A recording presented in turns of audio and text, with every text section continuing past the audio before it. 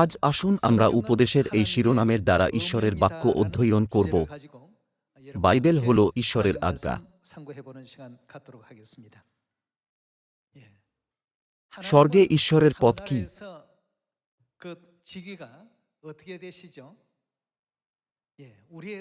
অবশ্যই তিনি আমাদের পিতা, কিন্তু তাঁর আধিকারিক উপাধি হল রাজাদের রাজা। আমরা কিভাবে রাজার সমস্ত কথাকে প্রকাশ করতে পারি? সেগুলি হল রাজার আজ্ঞা। কেউ রাজার আজ্ঞা উপেক্ষা করতে পারে না, পারে কি? ইব্রিয় ৩ এবং ৪ অধ্যায়ে লেখা আছে যে যারা অবাধ্য ছিল তারা কখনো তাঁর বিশ্রামে প্রবেশ করতে পারেনি। কেন এই বাক্যগুলি বাইবেলে লেখা আছে? কারণ ঈশ্বরের বাক্য হল রাজার সম্পূর্ণ আজ্ঞা। পুরাতন সময়ে যখন রাজারা শাসন করত,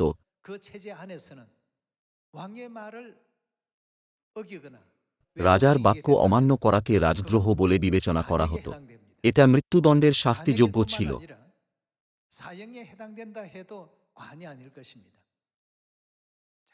এটা বিবেচনা করে আমরা কি ঈশ্বরের বাক্যকে সম্পূর্ণ আজ্ঞা বলে বিবেচনা করি? অতএব প্রকাশিত বাক্য ২২ অধ্যায় ১৮ থেকে ১৯ পদ ঈশ্বরের বাক্যের সাথে যোগ করার বিষয়ে কি বলে? ঈশ্বর আঘাত যোগ করবেন। বাইবেলে যোগ করার মানে হল একজন ব্যক্তি নিজের চিন্তাকে রাজাদের রাজা, সর্বশক্তিমান ঈশ্বরের আজ্ঞার সাথে যোগ করছে।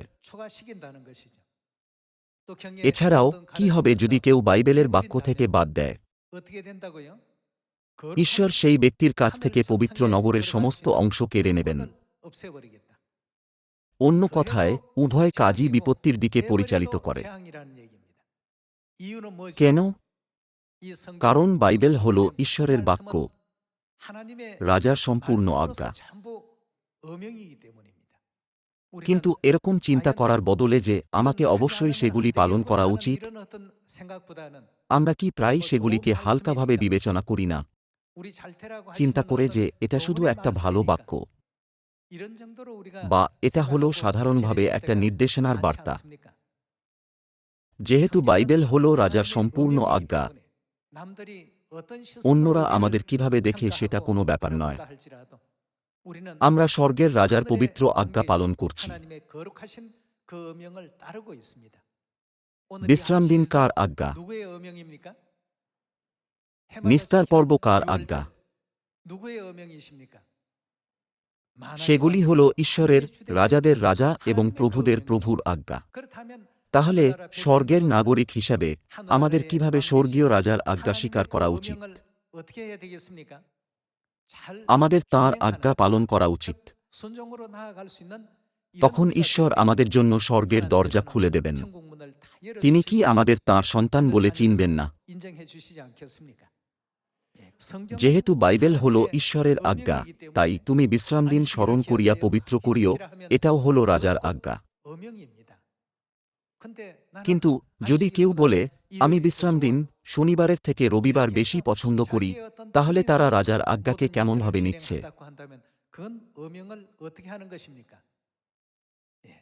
অতীতে রাজার আজ্ঞা অমান্য করার মানে ছিল মৃত্যু।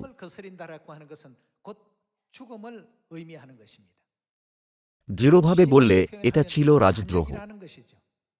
এইভাবে বাইবেলে দানিয়েলে লেখা আছে যে ঈশ্বরের আজ্ঞা লঙ্ঘন করা হল বিদ্রোহ।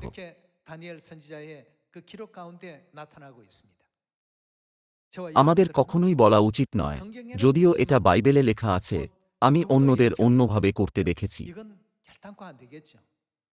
কেউ কেউ চিন্তা করতে পারে অন্যেরা রবিবারে আরাধনা পালন করে, কেন ঈশ্বরের মণ্ডলী শনিবারে আরাধনা পালন করে? কারণ আমরা রাজার আজ্ঞা পালন করছি। এই কারণে যিশু ঈশ্বরের আজ্ঞার বিষয়ে কি বলেছিলেন? আমি জানি যে তাঁর আজ্ঞা অনন্ত জীবনে পরিচালিত করে। যিশু শরীর ধারণ করে পৃথিবীতে এসেছিলেন এবং এরকম শিক্ষা দিয়েছিলেন। অতএব যখন বাইবেল বলে বিশ্রাম দিন পালন করো, আমাদের এটা পালন করা উচিত। যদি লেখা আছে নিস্তার পর্ব পালন করো, আমাদের এটা পালন করা উচিত। আসুন আমরা প্রথম তিমথিয়র পুস্তক 6 অধ্যায় 15 পদ দেখি। প্রথম তিমথি 6 অধ্যায় 15 পদে লেখা আছে, যাহা সেই পরমধন্য ও একমাত্র সম্রাট, তিনি কে রাজত্বকারীদের রাজা ও প্রভুত্বকারীদের প্রভু, উপযুক্ত সময়সমূহে প্রদর্শন করিবেন। বাইবেল হল রাজার আজ্ঞা।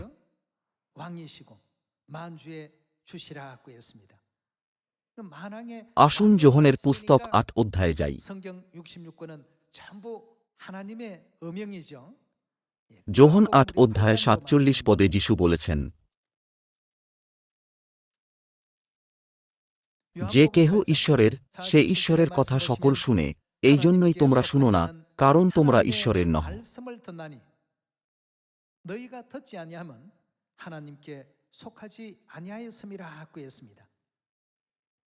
যিশু বলেছিলেন যে যারা ঈশ্বরের আজ্ঞা অমান্য করে তারা ঈশ্বরের নয়, এবং যারা ঈশ্বরের, তারা ঈশ্বরের বাক্য পালন করবে।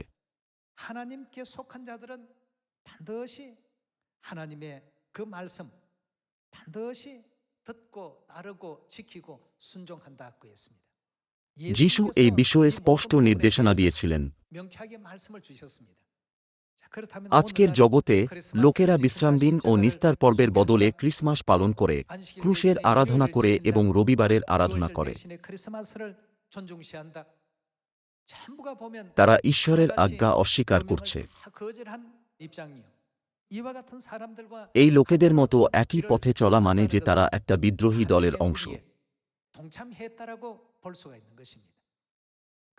জোশিয়ান রাজবংশের সময় একজন বিশ্বাসঘাতককে 3 প্রজন্মের জন্য মৃত্যুদণ্ড দেওয়া হতো। আমরা কি নিশ্চিত হতে পারি না যে এটা সবথেকে বড় পাপ ছিল? আসুন যোহন 8 অধ্যায় 51 পদে যাই। আসুন 51 পদ দেখি। যিশু বলেছিলেন, সত্য সত্য আমি তোমাদিগকে বলিতেছি, কেহ যদি আমার বাক্য পালন করে, সে কখনো মৃত্যু দেখিবে না। ঈশ্বরের বাক্য, যিনি হলেন রাজাদের রাজা, আমাদের ইচ্ছামতো অবজ্ঞা করা উচিত নয়। যেহেতু সেগুলি হল রাজার আজ্ঞা, আমাদের অবশ্যই সেগুলি পালন করা উচিত।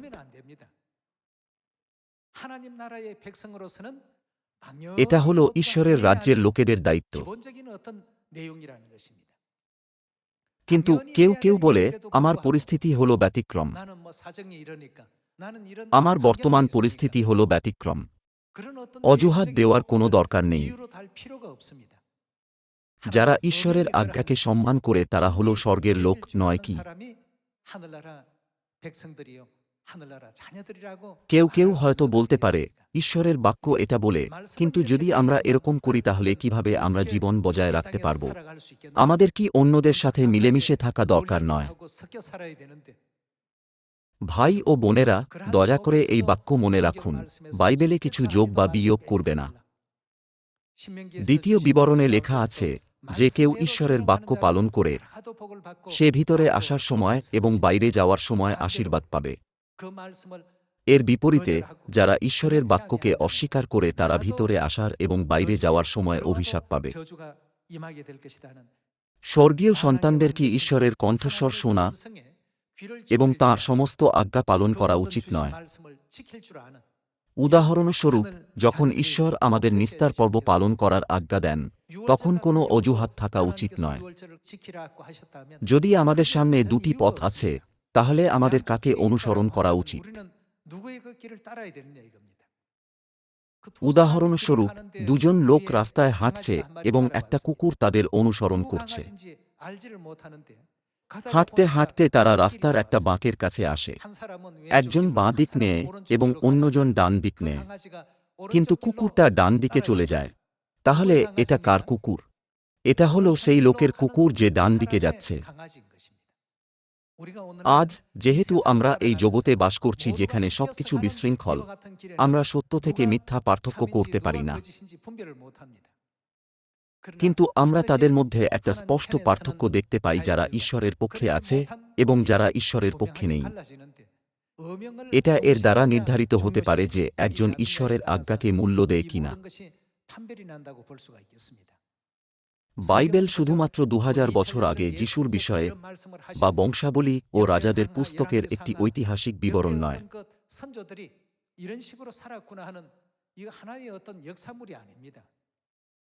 বাইবেল কিভাবে লেখা হয়েছিল,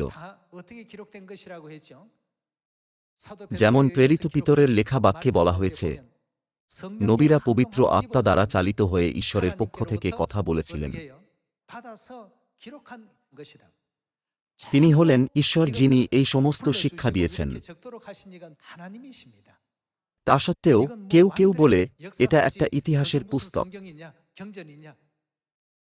এটা কিভাবে বাইবেল হতে পারে? কিছু লোক মূর্খভাবে এরকম কথা বলে, ঈশ্বর যিনি শুরু থেকে শেষ দেখেন আমাদের উদ্ধারের জন্য ইতিহাসের মধ্যে এই বার্তা অন্তর্ভুক্ত করেছেন, যেমন এটা তোমাদের বিনাশের দিকে নিয়ে যাবে আর এটা স্বর্গে নিয়ে যাবে। এমনকি গীতসংহিতা ও হিতোপদেশের পুস্তকের মধ্যেও ঈশ্বর তাঁর ইচ্ছা রেখেছেন, তার সাথে তাঁর সৃষ্টিকে বর্ণনা করার পদে এবং দানিয়েল ও প্রকাশিত বাক্যের ভবিষ্যদ্বাণীগত বিষয়বস্তুর মধ্যেও ঈশ্বর বিভিন্ন উৎসের দ্বারা তাঁর আজ্ঞা প্রদান করেছেন। আমাদের জন্য এই আজ্ঞাগুলি পালন করা অপরিহার্য। তবুও ঈশ্বর বলেছেন যে জগৎ এই শিক্ষাগুলি জানবে না। ঈশ্বর বলেছেন, শুধুমাত্র আমার মেষ আমার কণ্ঠস্বর শুনবে। তিনি কি বলেননি যে যারা তাঁর মেষ নয় তারা তাঁর আজ্ঞা বুঝতে পারবে না? ঈশ্বরের আজ্ঞাগুলির মধ্যে তিনি বলেছিলেন, আমার প্রজারা আমার নাম জানবে। তিনি কি যিশাই নবীর দ্বারা এই বাক্যগুলি ঘোষণা করেননি? আজ আসুন আমরা সেই নতুন নামের বিষয়ে খুঁজে দেখি যা যিশু ব্যবহার করবেন যখন তিনি দ্বিতীয়বার আসবেন। আসুন মথি 28 অধ্যায় 18 পদ দেখি।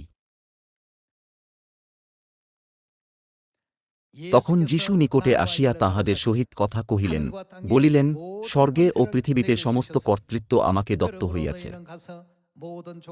অতএব তোমরা গিয়া সমুদয় জাতিকে শিষ্য করো, কি পিতার ও পুত্রের ও পবিত্র আত্মার নামে তাহাদিগকে বাপ্তাইজ করো, আমি তোমাদিগকে যাহা যাহা আজ্ঞা করিয়াছি সে সমস্ত পালন করিতে তাহাদিগকে শিক্ষা দেও।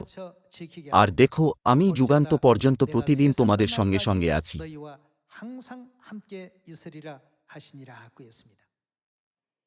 বাপ্তিস্ম গ্রহণ করা হল উদ্ধারের চিহ্ন। প্রথম পিতর 3 অধ্যায়ে স্পষ্টভাবে বলা হয়েছে যে বাপ্তিস্ম আমাদের আত্মা রক্ষা করে। তাহলে মথি 28 অধ্যায়ে পিতা, পুত্র এবং পবিত্র আত্মা কাকে সম্বোধিত করে? এটা কি ঈশ্বরকে বোঝায় না? পিতার যুগে তাঁকে জিহোবা বলে ডাকা হয়েছিল। পুত্রের যুগে তিনি যিশু নামে পরিচিত হয়েছিলেন।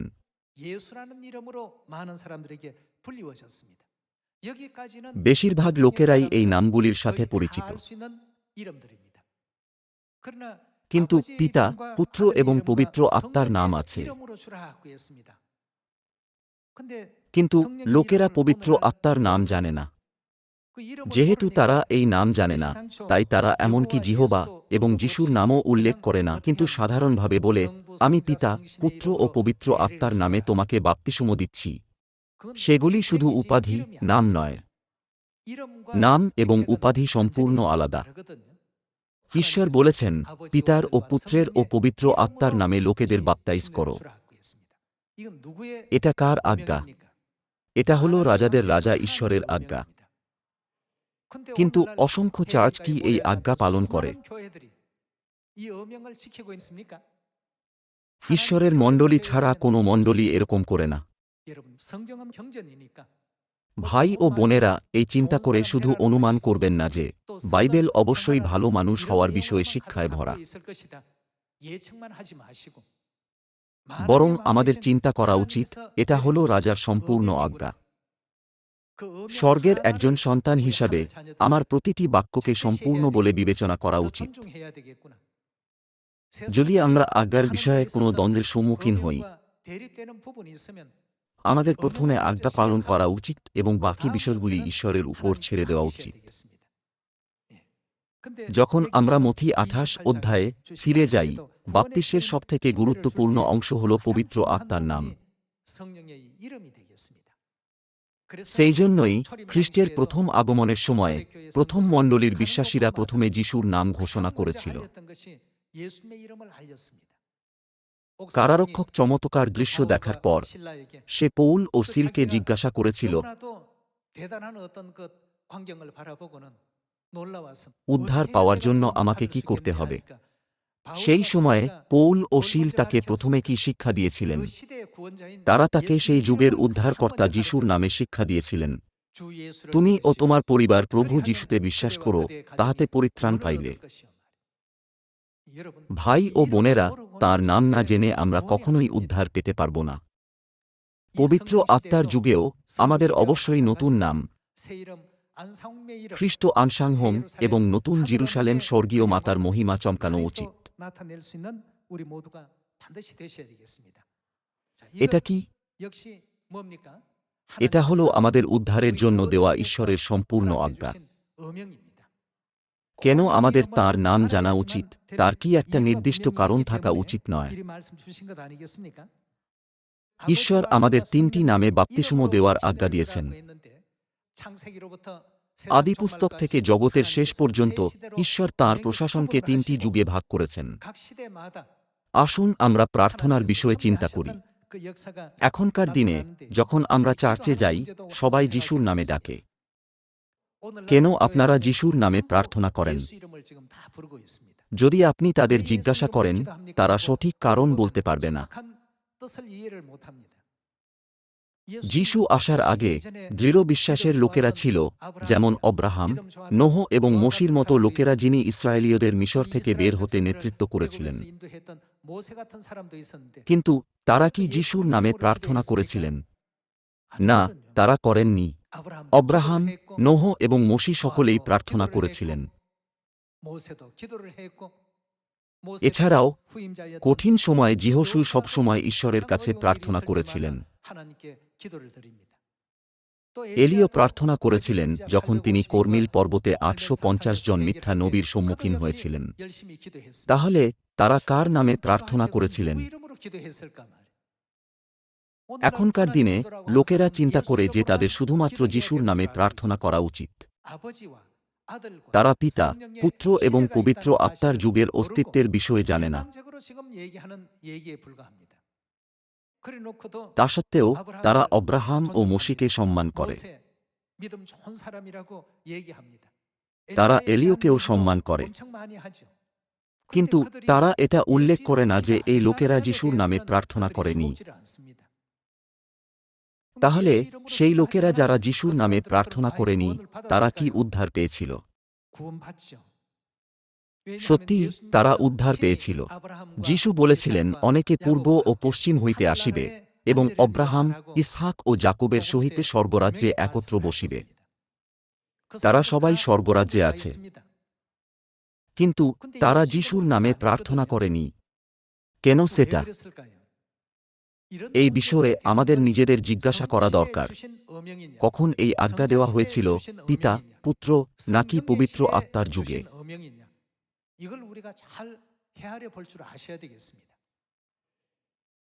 পিতার যুগে বিশ্বাসের মহান পূর্বপুরুষরা ছিলেন, যেমন অব্রাহাম, ইসহাক, যাকব, নোহ, এলিও এবং ইলিশা।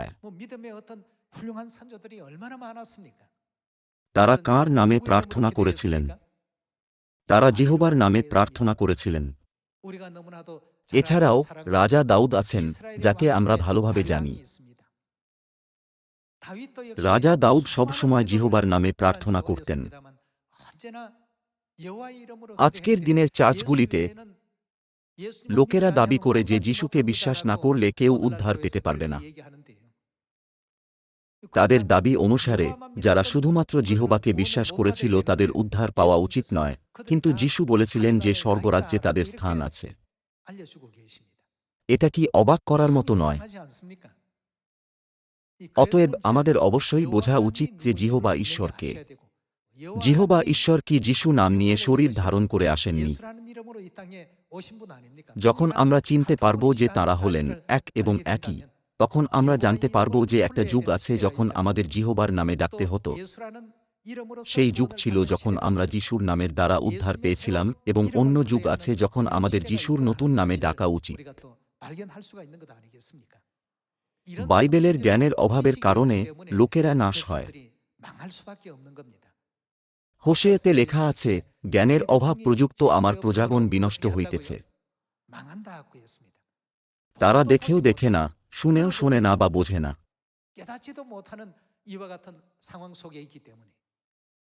ঈশ্বরের বাক্য হল রাজার সম্পূর্ণ আজ্ঞা।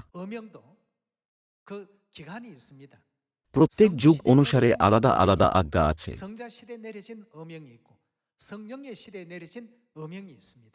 আসুন আমরা এই বিষয়ে বিস্তারিতভাবে পরীক্ষা করে দেখি।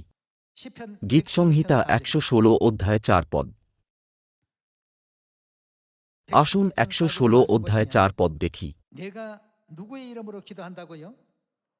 তখন আমি কার নামে? সদাপ্রভুর নামে ডাকিলাম, বিনয় করি, সদাপ্রভু আমার প্রাণ রক্ষা করো। গীতসংহিতার বেশিরভাগই দাউদের দ্বারা লেখা হয়েছিল। দাউদ কার নামে প্রার্থনা করেছিলেন? তিনি জিহোবার নামে ডাকতেন। তাহলে কোন সময়ে লোকেরা যিশুর নামে প্রার্থনা করতে শুরু করেছিল? পুরাতন নিয়মের সময়ের শেষে যিশু এই পৃথিবীতে এসেছিলেন। আসুন যোহনের সুসমাচার ১৬ অধ্যায় ২৪ পদ দেখি। এটা হল যিশুর কাছ থেকে আসা বাক্য। আসুন ২৪ পদ দেখি। এ পর্যন্ত, অর্থাৎ এই মুহূর্তের আগে, তোমরা আমার নামে কিছু যাত্রা করো নাই। এর মানে কি এটা নয় যে তারা তাঁর নামে প্রার্থনা করেনি? আগে সমস্ত প্রার্থনা জিহোবার নামে উৎসর্গ করা হতো। কিন্তু যিশু বলেছিলেন, যাক্কা করো, আমার নামে প্রার্থনা করো, তাহাতে পাইবে, যেন তোমাদের আনন্দ সম্পূর্ণ হয়। এই ৩ যুগের মধ্যে যিশুর আগমনের আগে যারা বাস করত তারা পিতার যুগের ছিল, তাই তারা পিতা ঈশ্বর জিহোবার নামে উদ্ধার পেয়েছিল।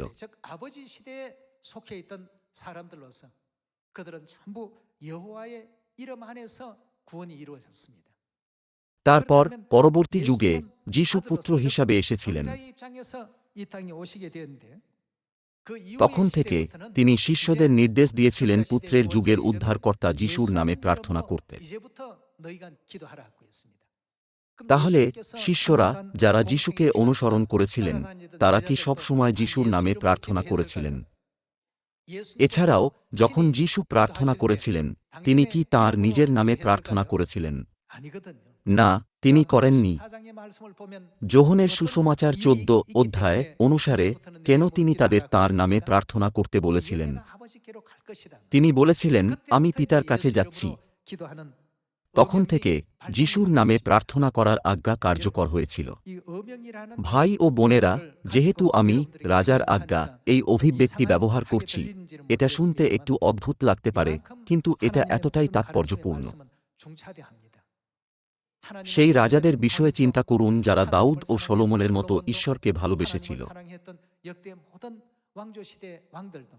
যিশাইয়া ও যিহিজকেলের মতো নবীরাও ছিলেন। পুরাতন নিয়মে লেখা বিশ্বাসের পূর্বপুরুষদের বিষয়ে, যারা যিশুর আগমনের আগে বাস করতেন, সেখানে যিশু নামের একটাও উল্লেখ নেই। কিন্তু যিশু আসার পর তিনি কি বলেছিলেন? এখন থেকে তোমাদের আমার নামে প্রার্থনা করা উচিত। তাহলে জিহোবা ঈশ্বর কি যিশু খ্রিস্টের থেকে আলাদা? তারা আলাদা নন। এই বিষয়ে আসুন যিশাইয়ার পুস্তক ৯ অধ্যায় ৬ পদ দেখি।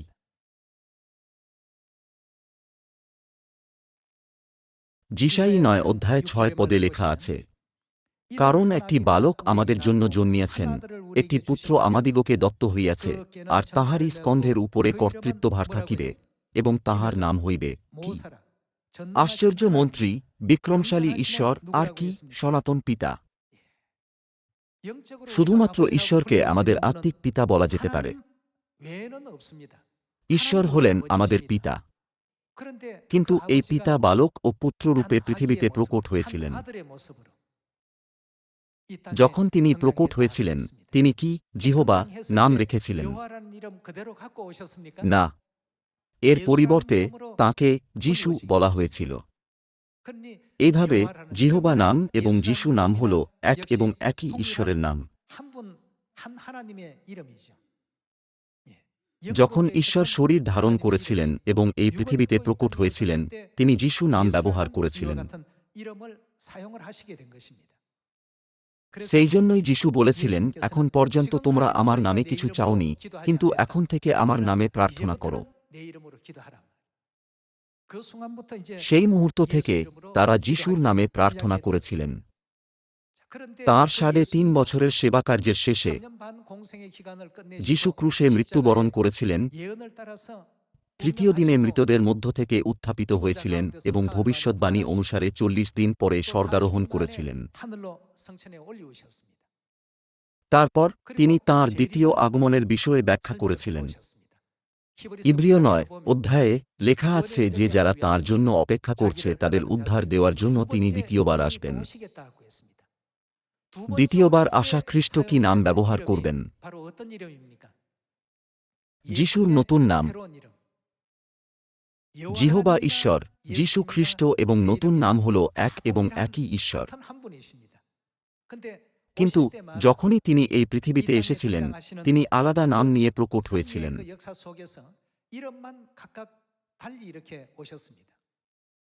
তাহলে তিনি কখন আসবেন? মথি ২৪ অধ্যায়ে যিশু বলেছেন, যখন ডুমুর গাছের শাখা কোমল হয়ে পাতা বের করে, তখন তোমরা জানবে যে আমি সন্নিকট, এমনকি দ্বারে উপস্থিত। অন্য কথায়, যখন ইসরায়েল জাতি স্বাধীনতা অর্জন করবে, আমি দরজায় আঘাত করব।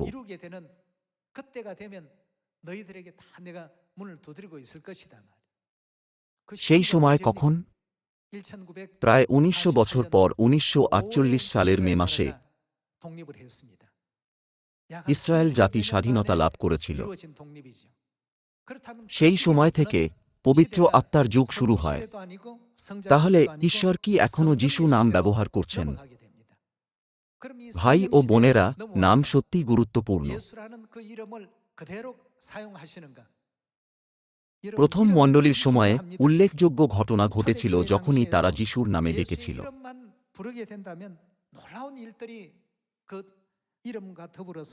ফলস্বরূপ পুত্রের যুগে প্রথম মণ্ডলীর সমস্ত বিশ্বাসীরা যিশুর নাম প্রচার করেছিল। উদ্ধারকর্তা হলেন যিশু।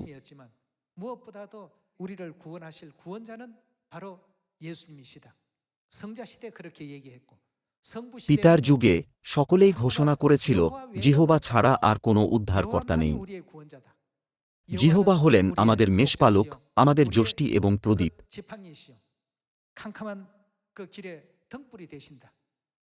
এইভাবে তারা ঈশ্বরের বিষয়ে সাক্ষ্য দিয়েছিল। আসুন আমরা প্রকাশিত বাক্য ৩ অধ্যায় ১২ পদে যাই। আসুন ১২ পদ দেখি। যে জয় করে, তাহাকে আমি আমার ঈশ্বরের মন্দিরে স্তম্ভস্বরূপ করিব, এবং সে আর কখনো তথা হইতে বাহিরে যাইবে না, এবং তাহার উপরে আমার ঈশ্বরের নাম লিখিব, এবং আমার ঈশ্বরের নগরী যে নূতন জেরুসালেম স্বর্গ হইতে আমার ঈশ্বরের নিকট হইতে নামিবে, তাহার নাম এবং আমার নূতন নাম লিখিব। এখানে আমি কাকে সম্বোধিত করে? এটা যিশুকে বোঝায়। অতএব যিশুর নতুন নাম আছে। আমাদের অবশ্যই এই নতুন নামের সাথে দেখা করা উচিত। আর নতুন নাম সমস্ত লোকের কাছে প্রচারিত হবে, এবং নতুন নামের দ্বারা ঈশ্বর অন্ধকারের শিকল ভেঙে দেবেন।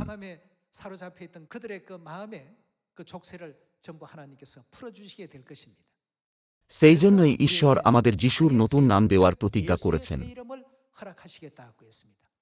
যিশুর নতুন নাম কখন ব্যবহার হবে? পবিত্র আত্মার যুগে যখন আমরা বাস করছি। এখন যিশুর নতুন নাম সমস্ত মানবজাতিকে জানা দরকার। ২০০০ বছর আগে যখন যিশু নাসারতে সুসমাচার প্রচার করেছিলেন এবং তাঁর শিষ্যরা যেখানেই যেতেন সেখানেই তাঁর নাম প্রচার করেছিলেন, লোকেরা তাদের নাসরতীয় দল বলত, যেমন প্রেরিত ২৪ অধ্যায়ে লেখা আছে।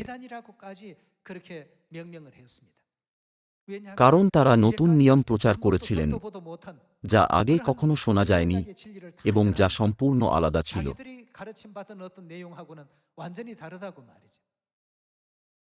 ঈশ্বর এই পৃথিবীতে এসেছিলেন এবং তাঁর সম্পূর্ণ আজ্ঞা ঘোষণা করেছিলেন, পুরাতন জিনিস ত্যাগ করা হবে। এখন নতুন জিনিসের প্রতি মনোযোগ দাও।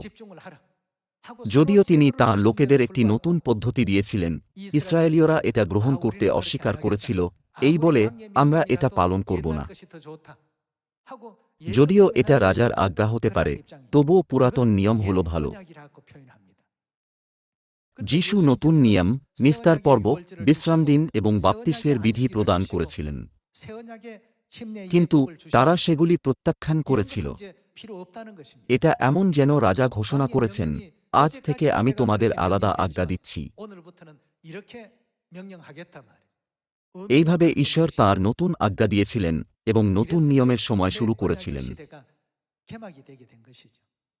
যিশু নতুন নিয়ম ঘোষণা করার আগে পুরাতন নিয়ম কার্যকরী হতে পারত, কিন্তু নতুন নিয়মের সময় শুরু হয়েছে এবং ঈশ্বর আমাদের নতুন ব্যবস্থা দিয়েছেন। আমাদের কি এই নতুন ব্যবস্থা পালন করা উচিত নয়? ঈশ্বর বলেছেন, তোমরা অবশ্যই পিতার ও পুত্রের ও পবিত্র আত্মার নামে লোকেদের বাপ্তাইজিত করবে। আমাদের কি নতুন নাম জানা উচিত নয়? নতুন নাম কি নাম?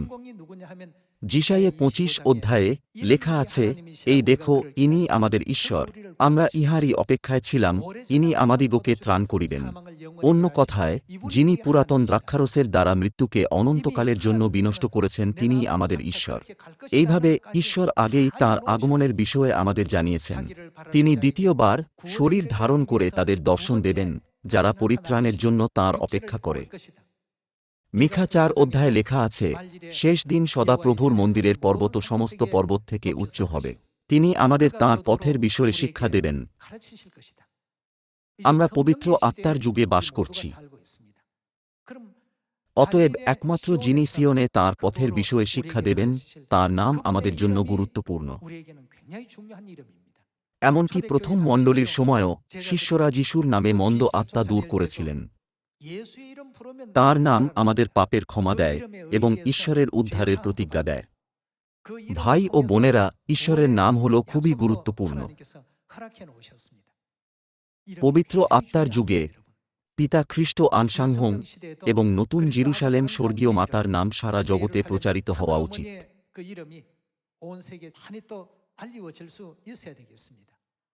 এই কারণে প্রকাশিত বাক্য 3 অধ্যায়ে কোন নামের ভবিষ্যৎবাণী আছে? এটা হল নতুন নাম। যদিও নতুন নামের বিষয়ে রাজার আজ্ঞা জারি করা হয়েছে, কেউ কেউ বলে কোনো নতুন নাম নেই। নতুন নামে ডাকা হল বিধর্ম। এর পরিণাম হল রাজার আজ্ঞা প্রত্যাখ্যান করা। যদি একটা নাম অন্যরা ব্যবহার না করে, তাহলে কি সেই নামের কোনো মূল্য থাকে? যদিও নাম আমাদের, তবুও অন্যরা এটা বেশি ব্যবহার করে। যিশুর নতুন নাম, এর মধ্যে এই যুগে পাপের ক্ষমা এবং উদ্ধারের বিষয়ে একটা গুরুত্বপূর্ণ বার্তা আছে। এইভাবে এই নতুন নাম অনেক লোকেদের জানা উচিত।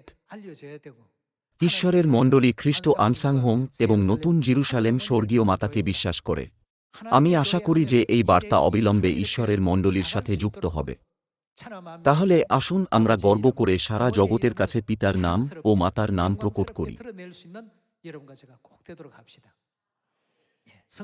বাইবেল সম্পূর্ণরূপে রাজার সম্পূর্ণ আজ্ঞা দ্বারা গঠিত এবং এইভাবে প্রতিটি বাক্য হল মূল্যবান। অতএব সকলকে এই মূল্যবান শিক্ষাগুলি পালন করা এবং নতুন নামে বাপ্তিস্ম নেওয়া উচিত। এই আশা করে যে সিয়ন পরিবারের সমস্ত সদস্যরা এই নামের মধ্যে থাকা আশীর্বাদ উপভোগ করবেন, আমি আজকের উপদেশ সমাপ্ত করি। আপনাদের অনেক ধন্যবাদ।